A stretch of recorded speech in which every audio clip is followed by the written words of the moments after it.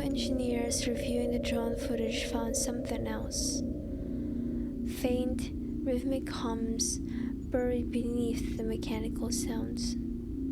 Some say it's interference, others aren't so sure. And when the audio is enhanced, the tones began to form a pattern, matching the ship's old engine cadence. But the engines have been silent for more than over 100 years. Embedded in it was a thin brass plate, engraved with the name Eleanor W.